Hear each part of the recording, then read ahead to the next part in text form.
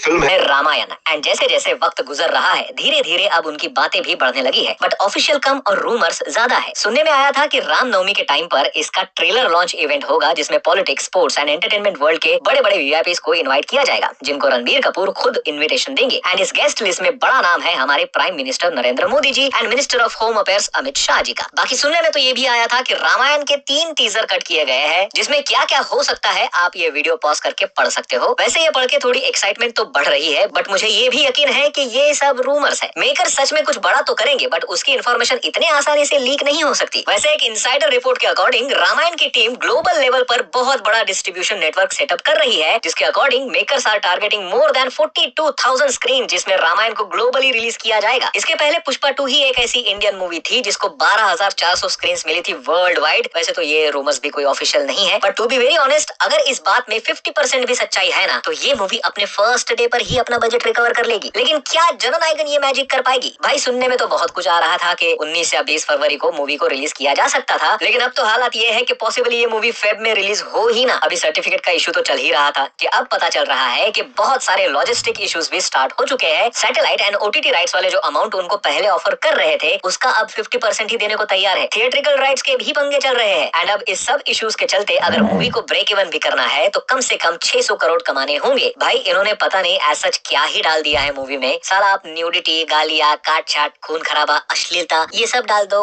वो सब चलता है। पॉलिटिशियन या इवन इंडियन पॉलिटिक्स को अगर कुछ बोल दो तो वो सब मिलके आपका गेम कर देंगे। ऐसे टॉपिक पर मूवी बनाना अब सिंपल नहीं रहा। लेकिन क्या आप रेडी हो एक ऐसे गेम के लिए जो सिर्फ Salman Khan starrer battle of Galwan के नए सॉन्ग की?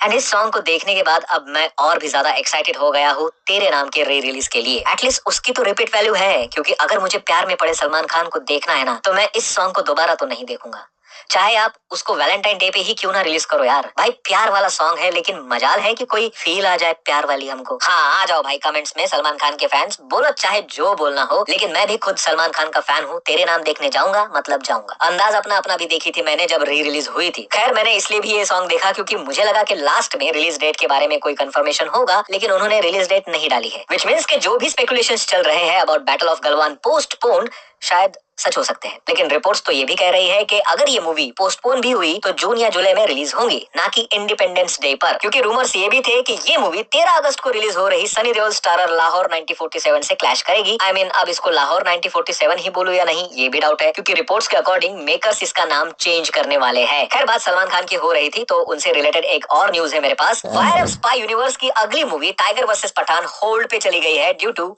Budget issues. रिपोर्ट से पता चला है कि सलमान एंड शाहरुख खान ने इस पर्टिकुलर मूवी के लिए 100 करोड़ फीस मांगी है, साथ में प्रॉफिट शेयरिंग भी। एंड वायरएफ का सोचना है कि अब ये लोग उसका रिटर्न नहीं दिला सकते, and hence YRF is avoiding risky and high budget project now. भाई वायरएफ वालों, प्रेजेंटेशन मैटर करता है। अंड संड स्क्रिप्ट लोगे एंड लव स्टोरी वाले डायरेक्टर से एक्शन मूवी बनवाओगे तो सलमान शाहरुख क्या टॉम क्रूज भी रिटर्न नहीं दिलवा सकते तुमको। It's about story and director, not the actors anymore. वो टाइम गया जब सुपर स्टारडम रिटर्न दिलवा देता था। अब it's about story and presentation. And वैसे भी स्पाई यूनिवर्स का फ्यूचर अब खतरे में ही है। रिपोर्ट्स के अकॉर्डिंग आलिया भट्ट बहुत से क्रिएटिव इनपुट्स दे रही थी बहुत सारे सीन्स में, उनमें भी जिसमें बॉबी देओल है। एक समय तक तो बॉबी ने उनका ओपिनियन सुना भी, लेकिन जब उनको फील हुआ कि ये कुछ ज्यादा हो रहा है तो उनके अंदर का जो लॉर्ड है ना वो जाग गया, एंड वो लॉर्ड बॉबी रूप में आ गए, जिसके चलते बात यहाँ तक पहुंच गई कि प्रोड्यूसर आदित्य चोपड़ा को इंटरवीन करना पड़ा ताकि शूटिंग स्मूथली आगे बढ़े। जाने दो भाई, रिसेंटली आए कुछ ट्रेलर टीजर की बात कर लेते हैं। अगर आप स्पाइडरमैन के फैन हो तो स्पाइडरमैन यूनिवर्स के अल्टरनेट रियलिटी से आ रहा है एक और स्पाइडरमैन, एक्चुअली स्पाइडर नोयर, जिसका teaser trailer is out now in 2 colour. I mean एक black and white and second है ट्रू ह्यू फुल कलर में, जिसमें अपने निकोलस केज होंगे द स्पाइडर नोयर। एंड ये कहानी सेट है 1930s के न्यूयॉर्क सिटी में। एंड इसका एक डायलॉग मुझे बड़ा पसंद आया कि with no powers come no responsibility. It's actually mockery of actual Spiderman dialogue, जिसको पता है उसको पता है। टीजर अच्छा है। वैसे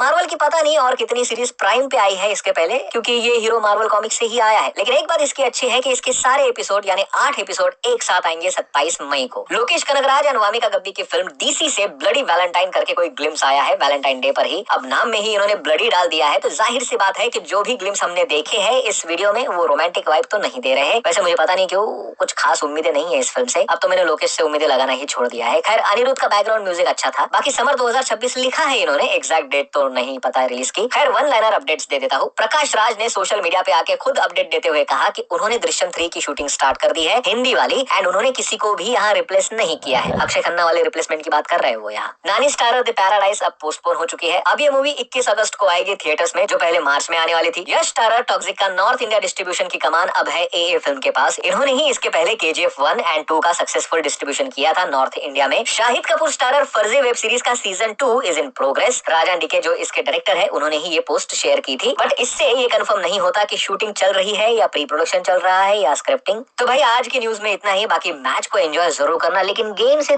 बाय।